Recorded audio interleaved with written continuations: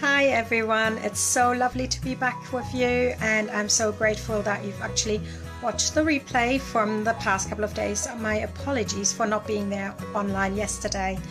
I was swamped with work, you have no idea, so it's actually awesome to create so much content.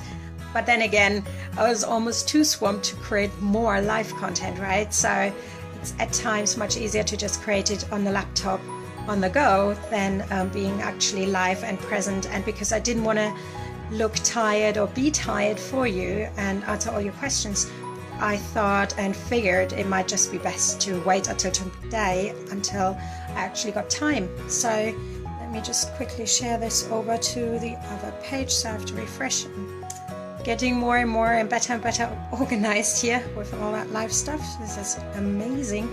I'm so happy for you being here. Thank you. So leave me your comments below and I can just get back to you right away, right? As long as you don't watch the replay. But even if you do, as always, you can DM me and just let me know what you would like to know. So today's theme, as you know, sorry for looking down, just trying to figure out how to quickly share this because I don't have a little helper today. So share this on your own timeline. So if you ever do that, just click the share button and you will have several options, and depending on how many online presence on Facebook and co you have, there are several options. So that's why it always takes me a little longer to actually find the right button. But there you go. So now it's actually shared everywhere else, and everybody has access and can view this live. So today's theme, as we follow on from the last two lessons, are once again multimedia marketing, as always, right? But today's theme is content creation. So the actual point where I wasn't on yesterday, right? And I'm sure you've all heard about the 80-20 rule, and that states that 80% of your work, no, sorry, the other way around, 20% of your work is actually making it work, right? And the rest of the 80% is just consistency. So 20% of what you produce will actually be that extra bit that you need in order to be successful online and run an online-based business. And the 80% is just showing up. So, and I've been asked several times now, and even in the questions, how is that possible that I put out so much online? And to be honest, I mean, fairly honest, I think it's a perfect way to run around the house and yet have a laptop lifestyle in a sense, because you can take it everywhere and you can create content on the go. And that's the key point. I actually have my notebook with me, my phone with me most of the time anyways, and most of the time out. So whatever I see outside, I just take a picture and then use it for some content later on. And the same applies if I listen to something on the radio or on television, which rarely happens television wise. Oh, hiya, say hi, where are you from? Just let me know where you are in the world, because I know you're watching from I don't know where, so just let me know. Thank you. That's always nice to know if you are on the other side. The other time I had somebody from Japan, which was amazing, because as you all know, the bestseller is now out, and even in Japan I'm on number 11. So isn't that awesome? I still can't get over that, because it's just amazing, because I would have never thought somebody in Japan would actually be interested in global goals. Not to say that they are not, but just wow, Amazon, you've really pushed my book towards the bestseller list. So thank you to Amazon, and thank you to all you guys for reading it, right? And that's not to say you shouldn't be reading my book. You should absolutely do. But you know, this is number 4, so 4-time published, and yet never made the bestseller list. I think this is awesome, right? So just let me know where you're from, and I will also share this in a page I manage. So just to get a couple of more people to actually being able to view it live, because I've been getting some messages that have actually missed the live stream and then weren't able to actually ask questions. So like I said, I'm getting better and better prepared. So if you do start live streams for your business, I can highly recommend share it everywhere, because people actually do miss it and they might not check your personal page or your business page. So you should always share it on both. And if you manage groups like I do, then you should definitely share it to them as well. And like I said, in the share button underneath your live stream, you can actually just choose the one you want to share it to, right?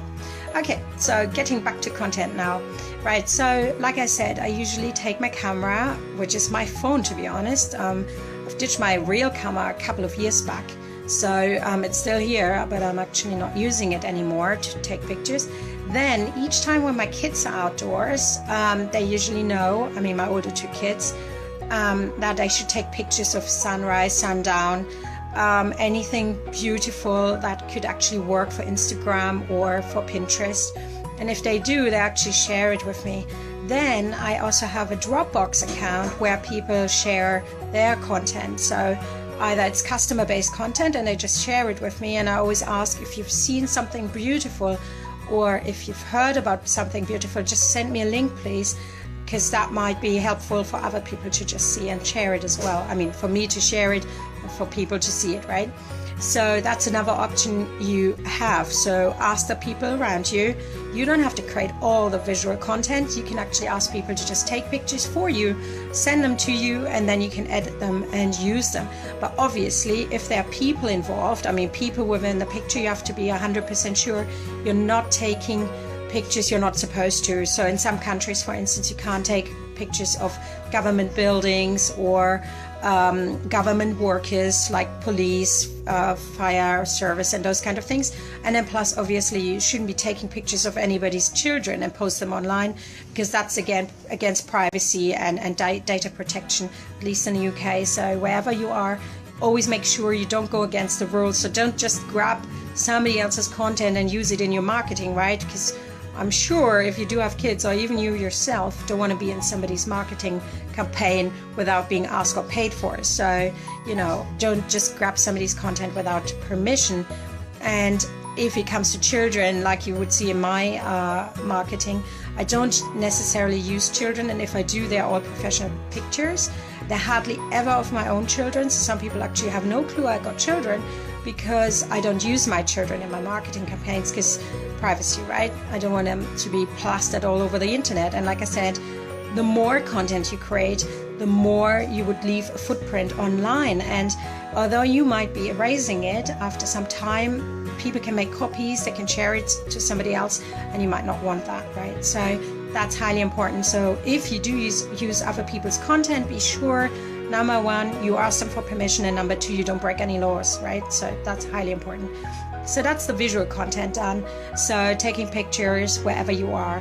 The same applies if you browse online, right? If I browse online, usually I got about 50 tabs open, which always crashes my laptop, obviously, and even the PC, because it's just too many pages. However, that gives me so many ideas, and so much content creation is then done after that, because I can see, maybe pick up a post or pick up a quote, or I read something really highly inspiring, and I can write my own blog post or my own article, just extracting some ideas out of that content and recreating my own. And I'm not saying copy paste, so you should not just paraphrase other people and use their content. Once again, you can use that to apply to your own business, to your own products and services you sell, because obviously otherwise it wouldn't make any sense, right? You don't want to copy paste somebody else's stuff. That's stealing online even, and it's plagiarism, so you don't want to do that. And also, plus, it needs to apply to your business. So don't just see something that's interesting for your personal life, but not for your business life, right? It needs to be connected to whatever you sell and do online, or even offline if you do have a brick and mortar business. So to give you an example, if you don't run a personal brand, like the other day I spoke about personal branding as opposed to business branding, right? If you are not a personal brand like I am, then you shouldn't be posting anything what you've eaten yesterday or whether you've traveled anywhere, because people are not interested. They're just mainly interested in the products and services you sell. As opposed to, like, when we traveled just a week back, about 2 weeks back, to Scotland, then yes, I did post content from Scotland, because it actually applied to me and my business.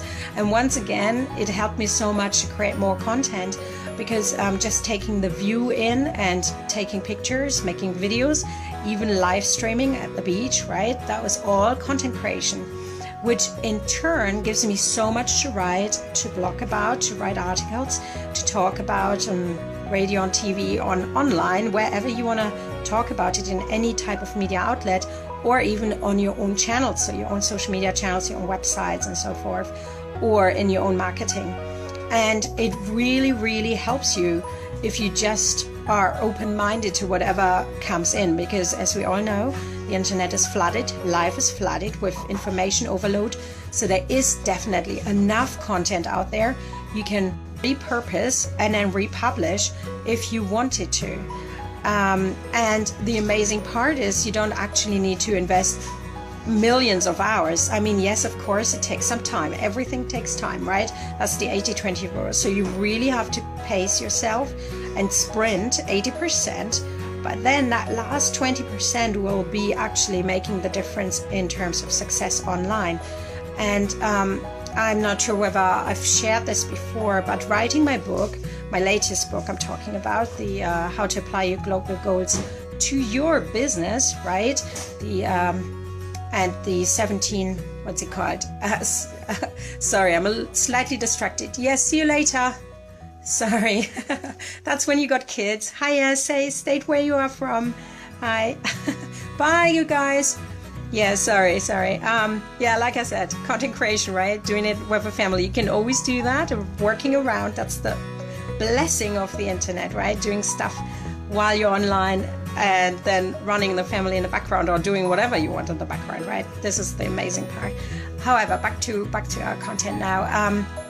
Right, where were I? Lost my train of thought. Sorry. Gosh. Oh yeah, 80-20 rule. That's what it was. Give me a second, darling. Okay. Right. Okay. So there we go. The next one.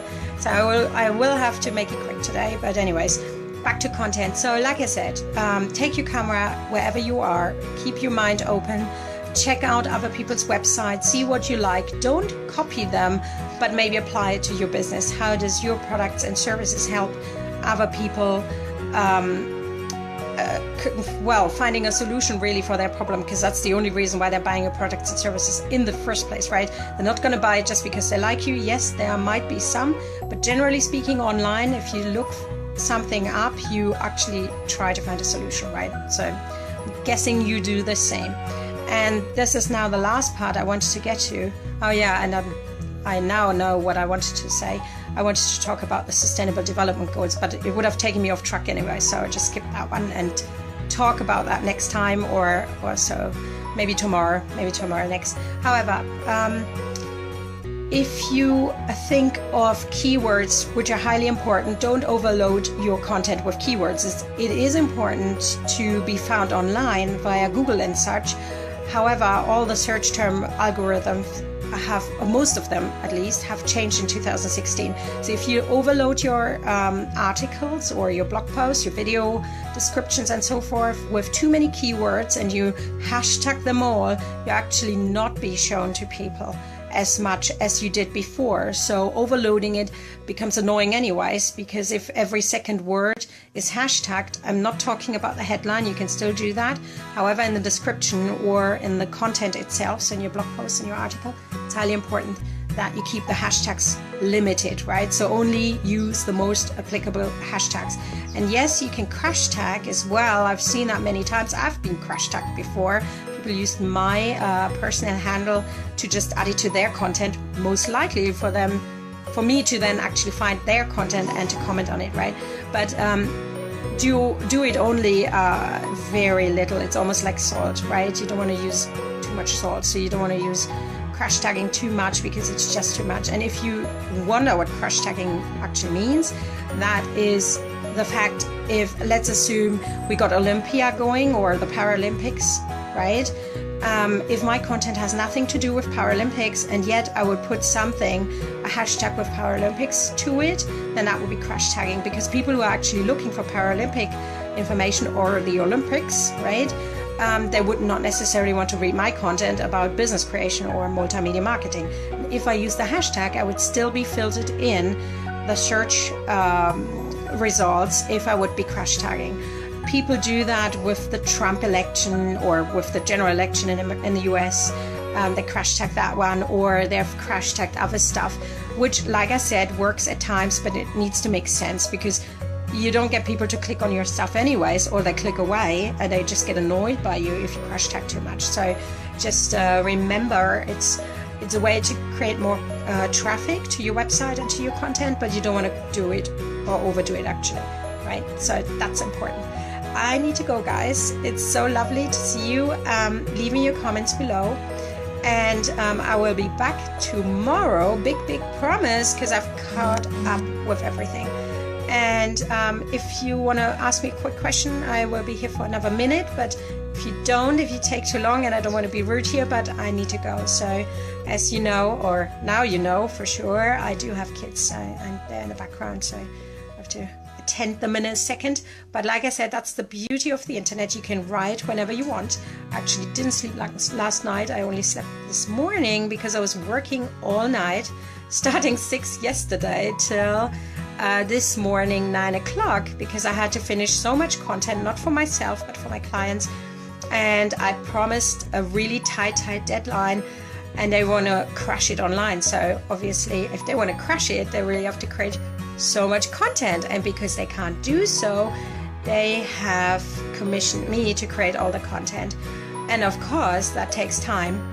And like I said, if you normally pile it up over weeks, you will actually have overload yourself, right? Like, I've pictures and videos I haven't even posted yet. I've created content, I didn't get the chance to do it yet because I'm piling it up over weeks, and then I pre-publish everything, which will be the theme for tomorrow. So if you wonder how I actually get it out on time and how it looks as if I'm constantly online, which normally under normal circumstances is really the case. However, many things are planned and many things are pre-published, and I will tell you about the tools tomorrow. Now comes my call to action in the last minute, because I can't see any questions, so I'm assuming I've answered all the questions for today's theme. So my call to action for you is, if you haven't signed up already, then do so. Head over to my website. The link, I will post the link below, but it's also in the bio, so you can join the Global Branding Success Club online and learn how to build a global brand, and what I'm doing all day, right? And I'm happy to share it with you. You get private mentoring, private coaching, you have consultation for your website, for all your social media content you put out there. You can post it within the group, but you will also have access to me, which is obviously at a much lower price, and it's only $19 at the moment. And yes, it is in dollars, so for all those wondering why everything is in dollars, that's just how it rolls online, right? If you have a look around, that's what I recommend for you to do as well. If you're just starting out, you can join the group as well. So even if you're brand new, that's possible as well, and you will learn so much from other participants as well.